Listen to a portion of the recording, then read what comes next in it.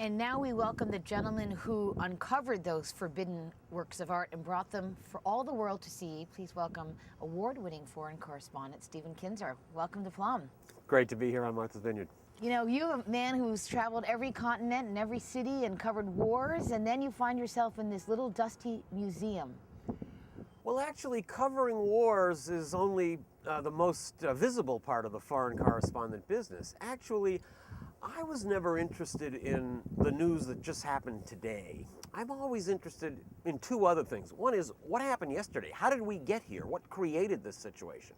And then, where might the situation that happened today take us? So I'm always looking for the texture of life beneath the surface. I walked into this remote town in the middle of Central Asia and walked into what was supposed to be a museum, but I assumed that this museum would be to real museums what this town in the middle of Central Asia was to real cities. Nothing.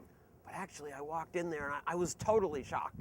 And it was immediately clear to me that this was a museum far beyond what anyone would have ever expected to find in this part of the world. That is amazing. And tell us, who was Igor Savitsky?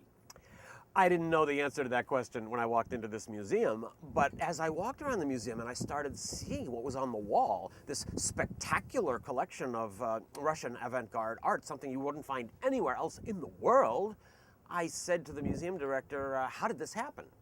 And the answer was, Savitsky. And I said, who is Savitsky, as you are asking me? Well, he was the person who devoted his entire life to making this enormous collection. And the interesting thing, which turns up in the movie that I didn't know at the time, is that Savitsky's original ambition had been to become a painter. He was a painter, and he showed some of his early paintings to one of his great heroes, Falk, who was one of the great Russian avant-garde artists. And Falk looked at it and said, you stink. You can't be a painter. You have no idea of color, you have no idea of composition, you have no sense, you'll never work it out as a painter.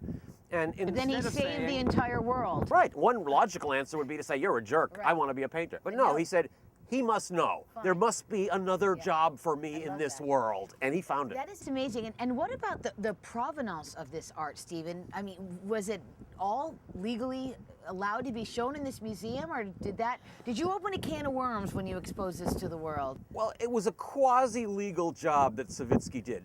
He scoured the Soviet Union for paintings, and many of these paintings have been thrown into dusty corners. Some were actually used to align roofs to keep the rain out, because the widows of these impoverished painters had nothing else to do with them. But he needed some money, and the Communist Party in the Soviet Union was very much against this kind of art. But this guy, Savitsky, found a local communist official out in this town of Nukus in some region of Uzbekistan who liked his idea and who decided this would be something good for Nukus. So essentially what Savitsky did is he wound up getting the Communist Party to help him buy art that was banned by the Communist Party. To save it from them. That's amazing. That man certainly had a calling in life, and as it turned out, that your paths met. What a wonderful thing. It's remarkable. I'm always looking in my reporting for people that have been forgotten.